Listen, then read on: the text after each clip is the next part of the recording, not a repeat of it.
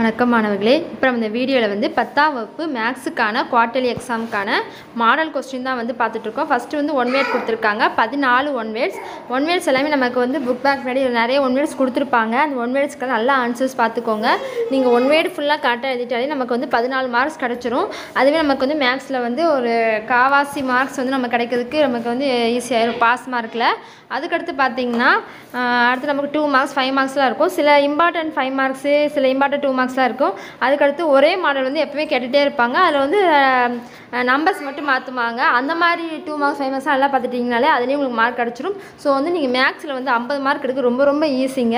ஆனால் நீங்கள் வந்து சில அந்த இது சம்மெல்லாம் நீங்கள் போட்டு பார்த்தீங்கனாலே உங்களுக்கு வந்து சம் வந்துடும். அதில் பார்த்தீங்கன்னா பார்ட் 2ல் பார்த்தீங்கன்னா மார்க்ஸ் 20 மார்க்குக்கு 10 கொஸ்டின் சொல்லியிருக்காங்க 2 மார்க்ஸில்.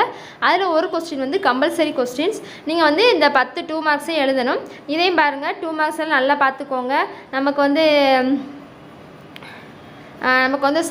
ஒரு இந்த கொஸ்டின்ஸ் வரும். என்ன கொஸ்டின்னா ஈக்குவேஷன் கொஸ்டின் வரும். அது வந்து கண்டிப்பாக எல்லா டைம் வரும். அந்த மாதிரி கொஸ்டின் நல்லா பார்த்துக்கோங்க. அடுத்து பார்த்திங்கன்னா 5 மார்க் கொஸ்டின் அதே மாதிரி தான் 10 5 மார்க் கொஸ்டின் சொல்லியிருக்காங்க. இதிலே ஒரு கம்பல்சரி கொஸ்டின்ஸ் கொடுத்துருப்பாங்க. ஸோ இந்த இதுலேயும் பார்த்திங்கன்னா நல்லா பார்த்துக்கோங்க.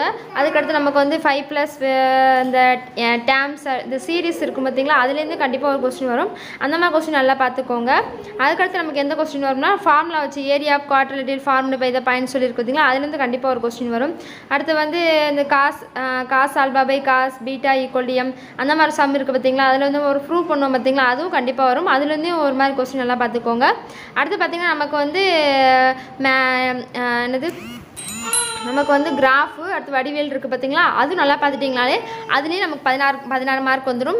இப்போ வந்து நமக்கு இதில் ஒரு 15 மார்க்கு. அதுக்கடுத்து ஒன் வேர்டில் ஒரு 10 மார்க் வச்சுக்கோங்க, 25 மார்க்கு. அடுத்து 5 மார்க் 2 மார்க்ஸ் 5 மார்க்கில் ஒரு 3 5 மார்க் எழுதினா கூட நமக்கு ஒரு 15 மார்க் வந்துடும்.